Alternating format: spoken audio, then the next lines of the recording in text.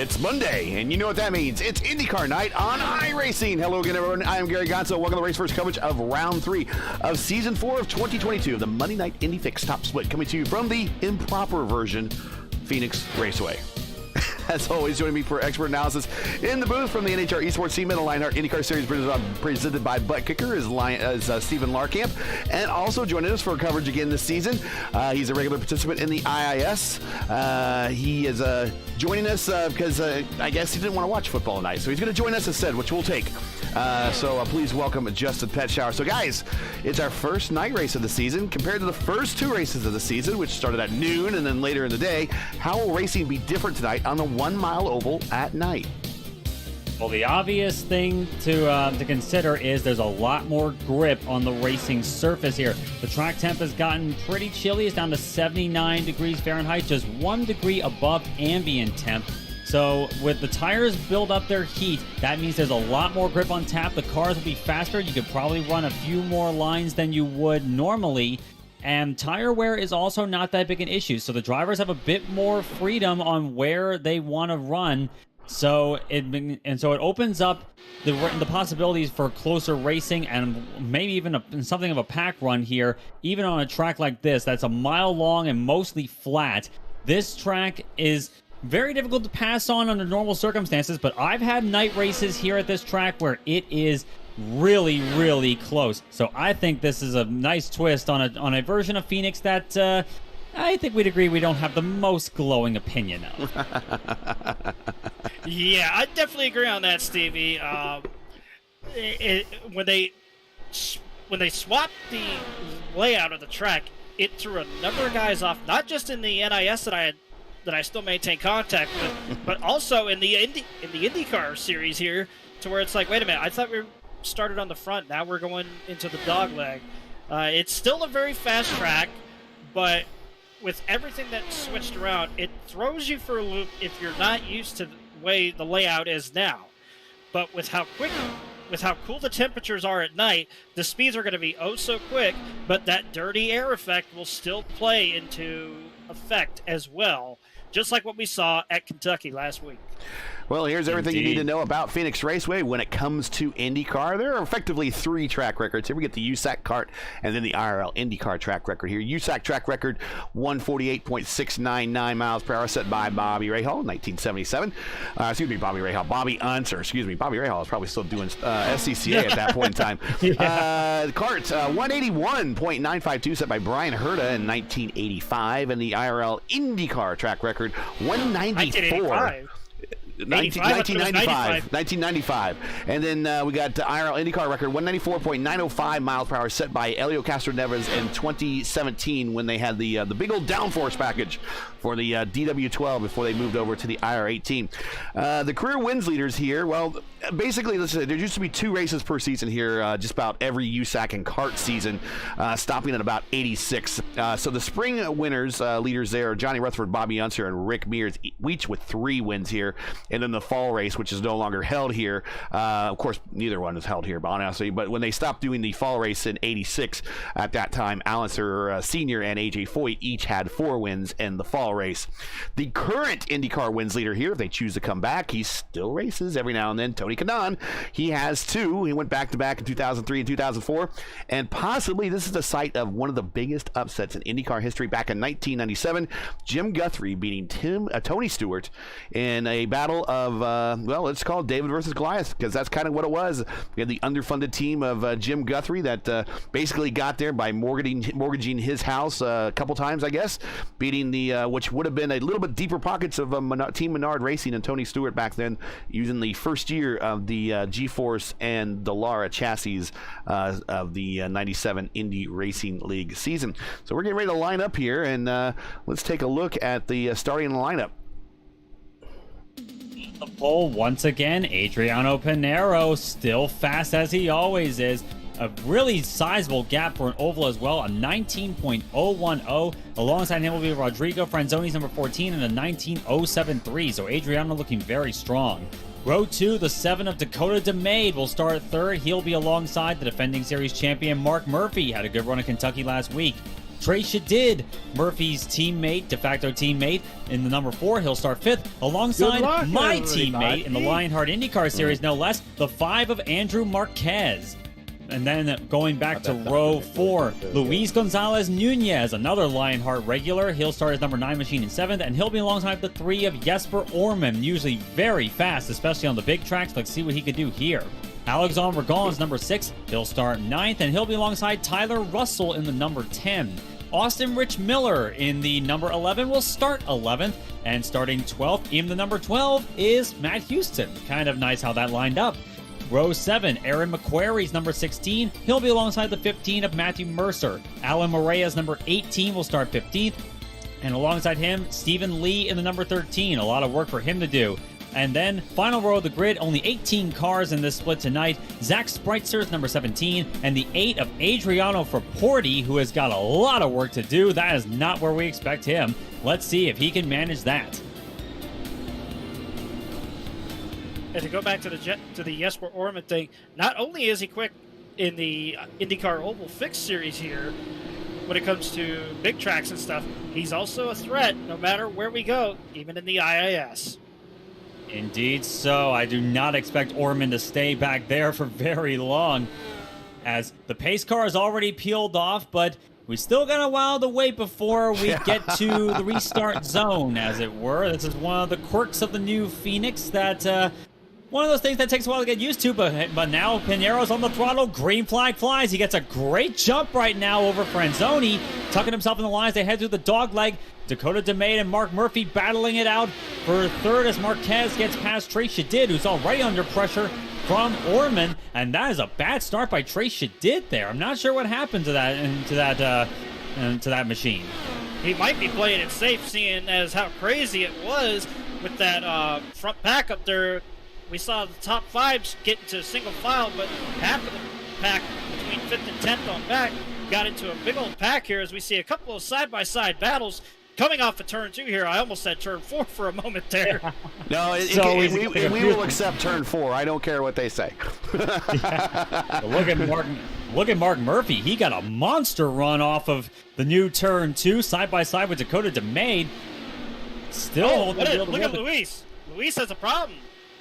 Problems for Luis Gonzalez Nunez. He brings it down to pit road very early here. I'm not sure what happened to the number 9 machine. Did he make contact with someone, I wonder? He might have gotten a penalty for jumping to start, I guarantee it. Well, maybe take a look at the down on the pit road, and yes, he does have a black flag. All right, so LGN getting a penalty on the start, but back up front, there is your leader. About a half-second lead for Pinero over Franzoni, and about a half-second gap back now to Dakota DeMay. Meanwhile, battle on for 4th. Mark Murphy under pressure from Andrew Marquez. Not only that battle, but Aaron McQuarrie has gotten by for 9th place. Gotten around Tyler Russell, getting himself up in 9th position. McCurry in that Team Scours car. Got a number of the larger teams represented here tonight. IAR, Team Racers, Scours. Bread King Racing is out there. Got a number of them here as well. Thanks for joining us. Very good representation between the teams here to put on, even though it's only an 18-car field, still put on one heck of a good show for the people.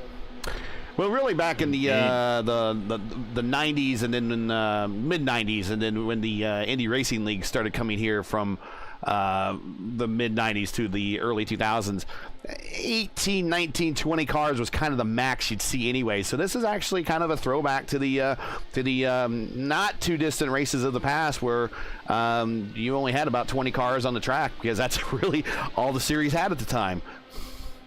Looking back here at this battle for 7th, Trey Shadid playing major defense against Alexandre Ragon, Aaron McQuarrie, and Tyler Russell. Wasn't losing ground to Jesper Orman. Orman's already making up some time, trying to make up time on the guys in front, but Ragon really putting the pressure on the number 4 right now, working lap number 9 of 85 here tonight. Shadid played some major defense just a little bit ago, and this leads to the challenge of Phoenix when it comes to when it comes to really racing people, even if we have more grip here tonight, Phoenix is always a track that you have to really make your opportunities count when it comes to overtakes. You got to get good momentum, and you got to factor in possibly psyching out the other driver to make the move happen. Yeah, psych him out without making contact, because even the slightest bit of contact here, whether it's going into turn 1 or turn 3, can end in absolute disaster, as we've seen a number of times before here in the past.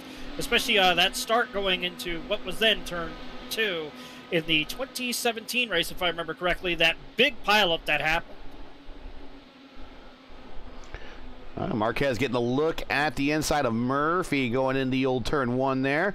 Going to wash up high. That's the narrow end, or the smaller end of the racetrack, the tighter radius. And they come down the backstretch there, which had the old dog leg. This is the old turns 3 and 4. Pretty much flat and wide out there, even in the old IndyCar days. Yeah, and you can see Marquez working a bit of a higher line there than Murphy right now. He's trying to get as much clean air over that front wing as he can, trying to get all the grip, so he can make a lunge at number 2 as he looks down low. Nope, not gonna get tried it. Ooh, dirty air caught him up there just a tiny bit. Had to back off to try and catch the car. Riding For on reference, the car board. behind that is Luis Gonzalez Nunez behind them right now. He's 3 laps down after serving that penalty in 18th place. He is not a factor in this battle right now, as Murphy now closing right up on the back of Dakota DeMaid. Of course, Andrew Marquez is Steven's teammate in the Lionheart IndyCar Series. Yep, and of course a regular in the Indy Open Series, taking a stab at the Fixed Series every once in a while. We've seen him before, but not very often. But when he does, he usually puts on a very, very good show. And of course, this season in Lionheart, he's been having a very solid season, getting top 10s, close to top 5s, and a very consistent threat. He would be Rookie of the Year if the rookie field wasn't so stacked, because it really is. And really, Andrew's put in a fantastic job this whole season. Yeah, we're starting to see him get strung out now. That dirty air playing into effect. There's a number of guys that are trying to get those momentum runs happening, but once they hit the dirty air going into the turns, it stalls them out. Not as bad as like what you would see, dare I bring up the next gen NASCAR Cup car, but still up to a degree where you have to figure out how to navigate the dirty air to get as much clean air on the front wing as possible. Exactly, that is the major consideration a lot of these guys have right now, is how much grip can you get over the front wing. It doesn't really matter what line you take. Is very high there, as Nunez trying to close up on this battle here. I think Luis is thinking that he can maybe unlap himself, perhaps. He's got fresh rubber after serving that penalty, I believe. So that may be what he's thinking right now, and he sees this 3-car tussle right now for 3rd place as how can this benefit me, and it could benefit him possibly by getting around all these guys. He's 3 laps, 2 laps down, actually. Whoa, here we go. Here we go. Look at this run. He might want to be a little patient. By Murphy, side by side. That low line just doesn't not work. quite getting the grip he needed there. That low line just doesn't work, especially with used tires. Very much so. We're working lap 22 right now of 85. Look at Nunez trying to send it around the outside. I think Marquez is, Marquez playing it smart there. He's going to let him go and let Luis be sort of the pick here to help slow up Murphy and Dakota, if indeed he can do that. But he realized that Fox won. Yeah, Fox won indeed. Fox won, and it almost happened right there. Yeah, that's a little in-joke that Gary told me about before this race, because, of course, Luis races not just in the Lionheart IndyCar Series, but in the Lionheart Speedway Series as well. Yeah, he's a very aggressive driver. Good guy, but a very aggressive driver. Sometimes doesn't realize that he has that off switch that he needs to hit every now and then, but and sometimes gets him into situations that he later regrets. But when he's on the racetrack, typically it's not a very analog, or it's not a very digital, let's put it that way, a brain set that he has when he's racing. It is either on or off. That is it. Yeah, a lap ago we saw Andrew Marquez trying to make a run on the low line there against Luis, but it looked like he stepped out just a little bit, had to catch it there. He didn't touch the apron like Alexander Rossi did in 2018 here, right literally in front of where I was sitting for that race. But he got loose, a little bit of understeer to the point that he had to catch it and lost just a tad bit of momentum, but he still got it back. And looking right now, it looks like Luis is catching Murphy. Yeah, and we're seeing a lot of what the post-race debrief that I kind of got from Dakota that made the last race that he was in here. It was like he really liked the setup, he really liked the track, but everyone was so evenly matched that you really needed to have a mistake happen in front of you, or lap traffic, or another car that was there to interrupt the air of the car that you're trying to attack. But he said it was very, very hard to pass. Fun to race, but hard to pass. Now, that sounds like a weird thing to say, because when fun racing for me is when I'm passing people. But maybe it is fun to race, but stay in line with everyone else. That doesn't make much sense. Yeah, that almost reminds me of my days in the NIS fix on both the the OG Phoenix, the God tier Phoenix as we call it. Yes. And the 2012 reconfig version before they swapped this up. It was hard to pass. It was fun. A lot of wrecks. But when you get a green flag run going, as we see Marquez here trying to get a run on Luis Nunez again, going into turn 3. Will he be able to make the pass? No, he won't. Luis still maintaining that momentum on the high side there as they head off towards turn 1. Still side by side here, but it looks like Marquez is going to make the smart choice and back off and just try and save his tires as best he can. Should, knock on wood, a caution come out. But yeah, back to what I was saying before that. It was hard to pass, but once you got a long green flag run in, it was just dirty air was prevalent in the Gen 6 car here. So you definitely had to time your moves, wait for guys to make mistakes and what have you, just to get by them here. And that's exactly what we're seeing right here tonight, 32 laps into this race. And to the point about Marquez right now, I'm sure he's got to be frustrated right now with Nunez fighting him as hard as he is, and even more so because Jesper Orman is starting to creep into the picture here for 5th place. He's starting to close up that little bit by bit to the rear end of that number 5 machine. Yeah, from what I can see, it looks like Orman is doing he's basically turned himself into Dale Sr. He's watching where the cars ahead of him are going to figure out where he can go to get that clean air to continue that momentum run that he's got to try and get past Marquez for 5th place and start moving on up. And there was almost... Oh. Hearing word on the radio right now, Mark Murphy is not too pleased with Nunez. Nunez has caught him. Yes. And he is none too pleased that he's fighting him as hard as he is right now. This is, and I gotta agree with Mark at this. I mean, if there's a yellow and everyone pits, and because LGN pitted early, he could stay out and get the wave around, get one of his laps back. But that's his only hope right now. He is not going to race his way up to the front. He's not going to somehow uncover 3 seconds and catch up to Pinero here in relative short order. What he is doing is he is really messing with other leaders at this point in time. I would say that if LGN was closer to Pinero and Rodrigo Franzoni and racing them more directly and racing them like this, I would kind of be okay with it, because he's at that point where he could see the end of the lap where he needs to be ahead of. Then I would want him to race like that. But right now he's just in the middle of things. Yeah, he's just stuck himself in the middle of a situation that none of the other people around him are happy with his presence at all. He's in the middle of a 3-way, soon to possibly be 4-way battle for 3rd place. DeMade, Murphy, Marquez, and Orman. They are probably they're definitely not happy right now with the situation at hand here. It hasn't been catastrophic as of yet. Nunez still playing fair with everybody, but he's playing firm but fair at this point, if I'm to be honest. Yeah, go ahead.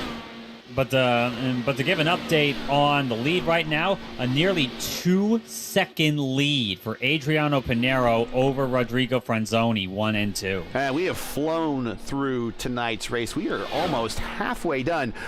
So let's get some of the bills out of the way here. According to YouTube Analytics, 47.3% of you now are not subscribers. Let's change that right now.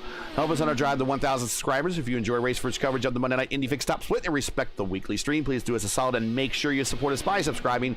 We have just less than over 60 subscribers to go to get to the magical 1,000 mark. So help us by hitting that subscribe button right now. We cannot get there without you. And why don't forget to smash like and click the bell so you don't miss out on future Race First iRacing broadcasts. And now we're looking at lap 42 of 85 here at the improper version of Phoenix Raceway. And this will pretty soon mark the halfway point of this race, 85 laps in all. Pit window, I'm expecting around lap 60 would be the magic number for how long these guys can go on a tank. So I would imagine, so we're definitely within the pit window here for green flag pit stops, though, of course, at Phoenix, a green flag stop is probably something you don't entirely want. If a caution were to come out and you've already pitted, you're going to be trapped a lap down almost without fail.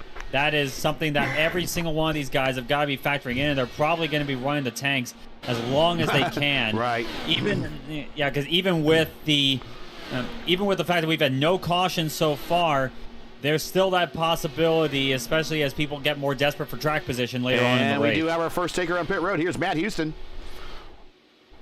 Boss man making his way off of turn 2 now is where the pit entrance is.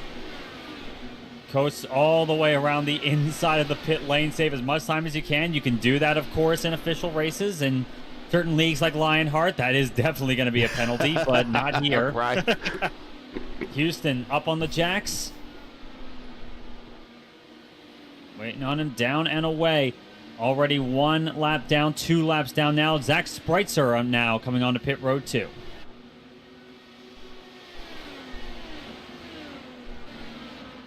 Guys, I'm back. I'm keeping an eye on this 5th place battle here. Jesper Orman, and he's running a lower line through 1 and 2.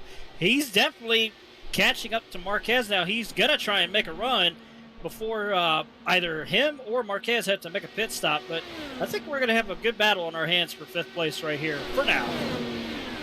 Yeah, very good run by Jesper Orman so far. Started 8th, currently running 6th.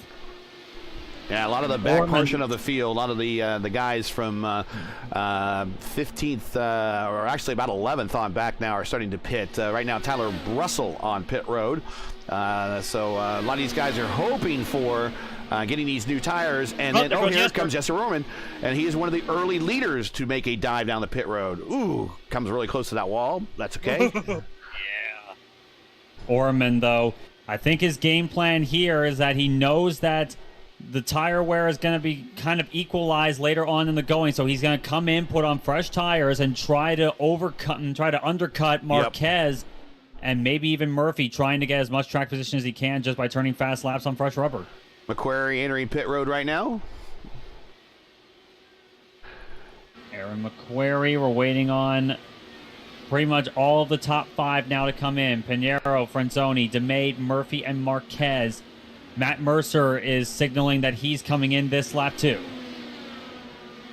And Matthew Mercer right there in the Flames car, hitting pit road. Hopefully he got down to the limit. There he is. They're the cones. Seems like everyone's put in a mental. I think I saw Jesper Orman. Orman's in trouble. Jesper Orman's slow coming off of turn 2. I think he actually slid. He had a massive slide through 1 and 2. He saved it. I don't think he hit anything, but he lost a ton of momentum. That is probably his plan to undercut Marquez. Whoa. Done and dusted. Oh, and here comes Marquez now fighting with McQuarrie. McQuarrie lets him go there. I think. No, he's not. Oh, 3 wide almost here. Oh, that's trying to see who that is behind Marquez. Is that Tyler Russell? Russell going around the outside there. And Russell's going to have fresh tires. Right by. Yeah, he has fresh tires. This is what fresh tires is buying you right now. McQuarrie and Russell both on fresh tires, and they are just smoking these guys that have been on these tires for about 55 laps or so. Here comes Russell to the inside. McQuarrie, that is a battle for position. Russell to the inside. He had a nose down the back straightaway, but McQuarrie comes right back. Still wheel to wheel. McQuarrie takes the momentum around the outside. He clears him. And I'm thinking right now, if I'm in Marquez's position, I saw that happening, I would contemplate pitting pretty soon here, as now Jesper Orman finally caught up. Yeah, and again, that's what new tires will do, even though you scuffed them up halfway through turns 3 and 4, or 1 and 2, sorry. Yeah, I'll forgive you on that one. Murphy signaling he's coming in. That's 4th place coming onto pit road this time.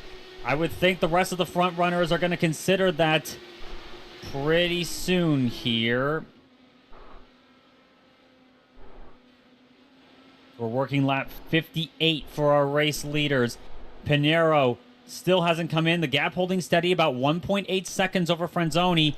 And Dakota DeMade now about 4 seconds in arrears of Franzoni. So here is right now in the middle of pit stop. Marquez signaling he's coming in. All right, 59 laps under the current stint is what he's done so far, along with Pinheiro, Franzoni, DeMade, Shadid, coming in, Ragon, Miller, Lee, Moreira, Fraporti, all 59 laps. So this is all. Some of these guys have said, I've had enough. But Pinheiro's opting to go to 60. Franzoni's opting to go to 60. Actually, Franzoni is coming in now. I think everyone is now making their stops here in the top couple of spots. Pinheiro is staying out. Pinheiro fighting with a lap car there. We almost had a wreck between Trace Shadid and somebody that was trying to go on the outside of him as Trace Shadid signaled he was going in. Yeah, Shadid, Ragon, and Austin Rich Miller. 3rd, 4th, and 5th on the road coming on the pit road now. Franzoni in, Pinheiro now coming in. Stephen Lee now is your leader. He's going to pick up that lead right here. He's going to 62 laps under this current stint.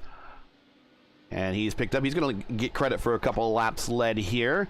Moreira decided to stop at that point. Fraporti also decided to stop. So the only car going long is Stephen Lee.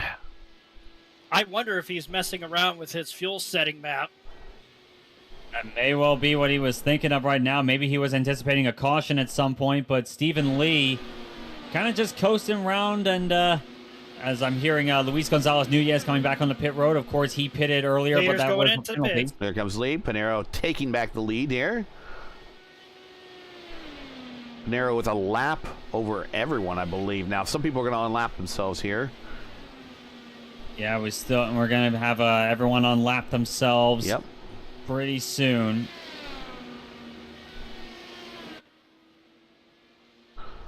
$63 of 85.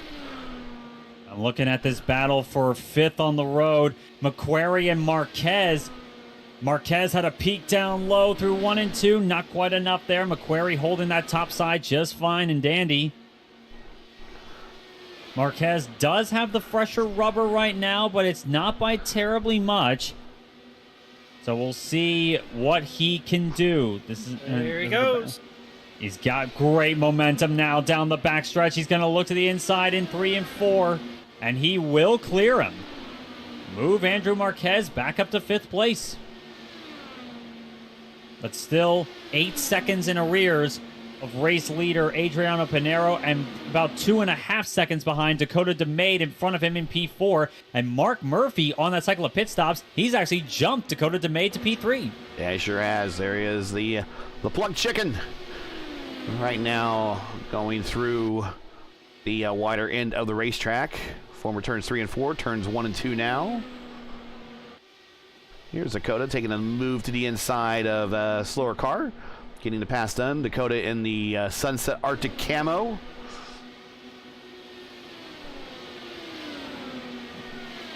Yeah, it's Dakota DeMade is about a second behind Mark Murphy at this point. Got a lot of work to do to possibly close up that gap, but it's not out of the realm of possibility if he gets his his tools in the right place, as now Marquez said it in saying his thanks to Luis Gonzalez Nunez. We just saw that Gonzalez stayed up high and allowed Marquez to make easy work of it this time. So looks like LG being a little bit more benevolent this time, at least on this stint, about letting leaders to go by him as he attempts to try to stay as close to the lead lap as possible. He's still down by 3 laps at the moment. And we've had 0 attrition. That was another thing, is I'm sure he stayed in this thing thinking that we would have at least a couple cautions and some attrition by now where he could at least move up in the order. And he is as soon as he made that penalty at the start, he lost 11 spots, and he has been planted in dead last from that point forward. Yeah, it's always gut-wrenching, but it goes to show how good these guys really are. They've been keeping it very clean with each other. They've been keeping the cars off each other and off the wall as well. These guys have really been putting on a great performance that even a guy that we know, Nunez is certainly a talented driver, but of course, this is one of those races where any sort of thing going wrong is really going to hurt you. And another somewhat less noticeable case in point was Jesper Orman when he had that massive Tokyo drift going through 1 and 2. Orman was fighting with Andrew Marquez for 5th place before that happened. Now he's firmly down in 8th place. And he's in a battle with Tyler Russell there. Hey, once again, if you're just joining us, you are watching Race First coverage of Round 3 of the Monday Night Indy Fix Top Split, coming to you from the improper Phoenix Raceway, where currently Adriano Pinheiro is your leader. We got 74 of 85 complete. Hey, show your support of Race First. Become a member of our Patreon page today. Head to patreon.com/racefirst, and you can join up. Thanks for joining us here on the broadcast. Make sure to smash that like button, subscribe to the channel so you don't miss out on the next race. Getting to the closing stages here at Phoenix Raceway. Lead now, Pinheiro about 1.5 seconds ahead of Rodrigo Franzoni. Franzoni has closed up the gap a little bit there, but Pinheiro still holding a comfortable lead. And Pinheiro is 5.7 seconds ahead of Mark Murphy in P3 right now. They got themselves pretty well spaced out right now. So it's a matter of bringing the car home and getting themselves those good points. But meanwhile, I'm looking at this battle back here for 7th, 8th, 9th, and 10th, and even 11th with Austin Rich Miller. This battle is huge, right? And there's a pretty close one right now. This could be exciting in the closing stages. Yeah, that's a very, very heated battle there. At least 4 or 5 cars under a blanket, just battling as hard as they can. They're trying to find clean air as best they can, but when you're running single file here in a Caterpillar formation, there's really nothing you can do, but they're probably going to try and line themselves up for one hell of a finish. Austin Rich Miller, of course, if you looking at it, car livery, and it looks somewhat familiar. Well, it's got a last name of Miller, so he's in the Miller All-American, sported by Danny Sullivan in 1985, the spin and win car at the Indy 500 there. He is in this battle right here as he's amongst the Bread King team as well as Murphy Racing. Also in the battle here, Team IAR. Yes, for Orman, kind of the meat in the sandwich in many ways. Russell is leading the train right now, but Orman, caution is out. Matt Houston, oh, in for Porty, oh, so close. And I hate to do this to the boss man, but we got to find out what happened. And yeah. I would imagine there's people that are going to. There's people that. There was contact early. He had a contact with. That's Stephen Lee. He made contact with, and that's a broken rear wing on Matt Houston. I'm not sure if he realized it. Not just the rear wing, left rear wheel as well. Yeah, and then he goes into 1 and 2, and the thing just gets away from him. Oh, and Dakota DeMade came incredibly close to getting collected there. That would have been a That would have been a scary moment for sure for Yeah, Dakota. let's see what happened there. Let's get on board Stephen Lee here. And this might have been, he just caught him a little bit faster than he thought he was going to. Here we go. Yeah, right into the back of Matt. Left rear tire there. Front wing cut. Looks to quote a real life term, cut that left rear tire and started sending him around. And then that was all she wrote with the broken rear wing, and he went to turn 3. Turn 2, turn 1 correction. Wow. So now, who is going to make it down pit road? They do have another set of tires they can use. Who's going to stay out? None of them at this point. Well, I think some of them. I think some of them. Probably Mercer, Spreitzer, Miller, Ragon. Those back there. I would imagine they might dip down and get new tires and try to make a go of it here in the closing laps. But no, none of them are making the turn. Oh, here comes Mercer. Mercer's got considering there's only 3 laps to go in this race. I highly suspect that that the majority are going to stay out. Yeah, Mercer's going down, and he's going to go ahead and throw on new tires and attempt to make a last-minute sprint to the bottom portion of the top 10. Right now, Mercer is currently in 13th, and I think this is a good move. I do think it's a good move. You got nothing to lose back there. You're going to probably finish on the lead lap, and you might as well give a good go of it. Yeah, that I can definitely understand, especially if we do indeed get 1 lap of green flag racing, because the way it's looking, that's all it's going to be.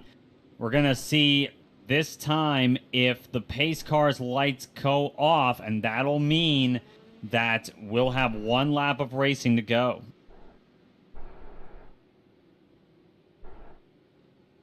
So it's Pinheiro, Franzoni, Murphy, DeMade, Marquez, McQuarrie, Russell, Orman, Shadid, and Ragon, your top 10.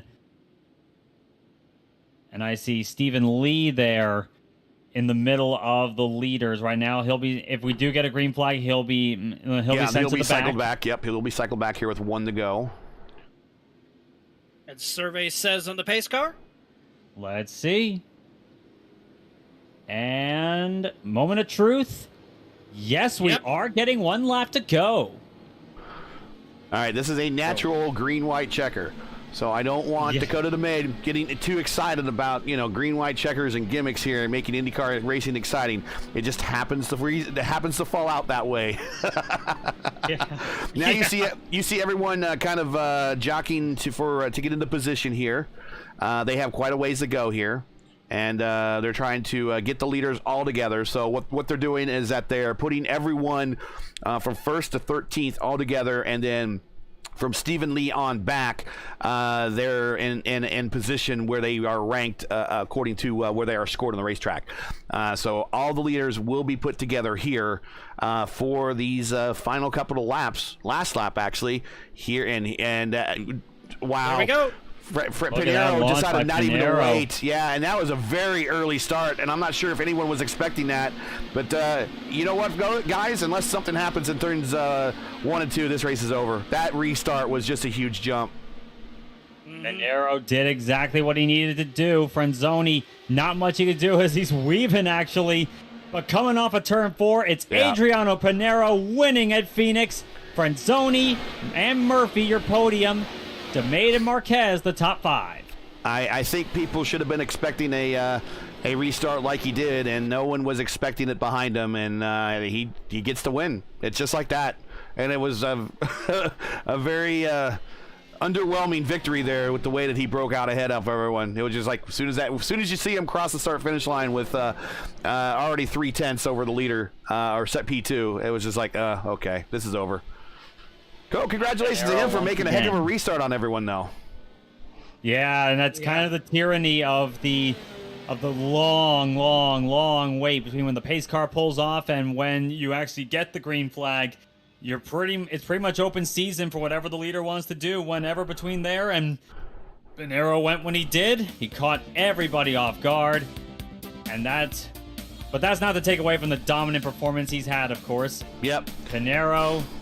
Let's take a look at the final standings here. Pinheiro, Franzoni, Murphy is your podium. Murphy, hey, that's 3 races, 3 podiums for him. That's a great start to his defense of his championship. Dakota to main, Andrew Marquez, your teammates, our teammates actually. Dakota finishes 4th, Marquez in 5th, McQuarrie 6th, Russell 7th, Jesper Orman 8th, Shadid 9th, and Ragon 10th. The remainder of your top 15, Miller, Spreitzer, Mercer, Lee, and Fraporti making up the top 15. Moving on, Matt Houston, I know is not going to be very happy with that. I'm sure I'll be talking with him later this evening about it. Finishes 16th. LGN does manage to move up 1 position, and Alan Moreira is finishing last on the day in 18th. Not sure what happened to him. Must have been something late that we missed, but he finished 18 in his 18-car field. In a race that actually that flew by very, very quick. And I needed that. That's definitely one thing about Phoenix. Doesn't matter if it's in a stock car or if it's in an Indy car. You can, once the field gets spread out, you can get long stretches of green flag runs. Let's bring up Mark Murphy and get him into the booth here. 3rd place for the Plucked Chicken, Mark Murphy. Hey, Mark, tell us about your race. It looked like it was really tough to pass out there. Yeah, it was. That was hard work. It was ridiculously fast. All credit to the skills of Dakota and Marquez there, because we had a heck of a fight for 3rd to 5th. I got lucky and pitted a lap or 2 earlier in Dakota, and that was the difference. But man, that was a lot of fun. You had to really, really, really set those up. And you get alongside a guy, but it was awfully tough to complete the pass for sure. Steven? Yeah, that was definitely something we noticed, of course, once everything got spread out. It was really hard to make that pass work, but we did see some examples of it further back to the field. Guys like Jesper Orman were making a lot of progress, even in the dirty air. What would you say is the biggest way of actually making older tires work here, perhaps, in your opinion? Yeah, I mean, you've got the high line through what used to be turns 3 and 4. Attaboy. There you go. Yeah, call 3 and 4. It's fine. Yes. Yeah, so the high line through 3 and 4 is good. We kind of worked on a little bit running a medium line through the dog leg just to try and stay out of the dirty air, because that's the punisher on the tires. It's not 3 and 4, it's the dog leg when you're following right up under somebody and you're lifting and in some cases braking a little bit going in there. It really abuses the right front. So we kind of worked a little bit on being fast in the middle line, and that worked for us. I was able to stay out of Dakota's wake through there a lot and stay fairly close to him. You got anything, Justin? Yeah, there was a couple of times that I was watching. I was like, I was hoping you were going to start making some moves, but as I said during the broadcast with Gary and Stevie over here, that dirty air was prevalent, but not as prevalent as you would see with the stock cars here. Yeah, it was bad, especially lap 30 on through the dog leg. It was bad. You could spread out enough in correct 3 and 4 to eliminate it, because all lines were effective through there. But man, if you were close to somebody on old tires going through that dog leg, you were getting it bad. Well, essentially hitting a brick wall of air. True, yeah. Yep. So that is 3 races this season, 3 podiums. So another start, a great start to your championship defense here. We'll start checking points here as we get a little bit later into the later stages of the season. But I know you got shout outs, so feel free to hand those out to anybody you wish, and we'll get you going. Yeah, so hi to the wonderful Miss Natalie. Thanks again for letting me out of the doghouse and letting me do this. Wait, you were in the doghouse? Always. Oh, wait, okay. I'll say, wait, what'd you do? Okay, so if you're always in the doghouse, okay. Thanks, Natalie. We really appreciate you doing that. It's easiest if you stay in trouble. That way, you always know where you stand. That's true. I gotta thank my good friends at Black Magic Designs for the paints. We're starting to get excited about what the rest of this season is going to bring, and all credit to Dakota and Andrew for a really fun middle 40 laps of that race. Those are 2 of the best in best in the car, best in the series, and it's an awful lot of fun to race with them. I don't think anybody had anything for Adriano and Rodrigo. My hat's off to that Bread King team because those guys were quick, but we had an awful lot of fun running 3rd to 5th for sure. All right. Well, congratulations on yet another podium, and we're going to see you at Texas, the improper Texas. Hey, we'll take it. Yep, you got it, man. We'll see you. Yes, sir. Bye-bye.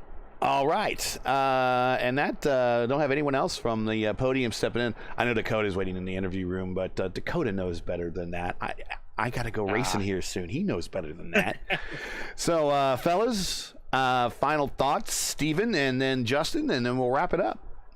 Well, Phoenix has always been a driver's racetrack. It's difficult to make passes work, but it can be done. And this is kind of one of the ways that Phoenix, the new Phoenix especially, can be very enjoyable to watch. It's very close. It can be very close, even with pack racing, even with long runs. Like, you can still have a very good tussle at the end of the race as well.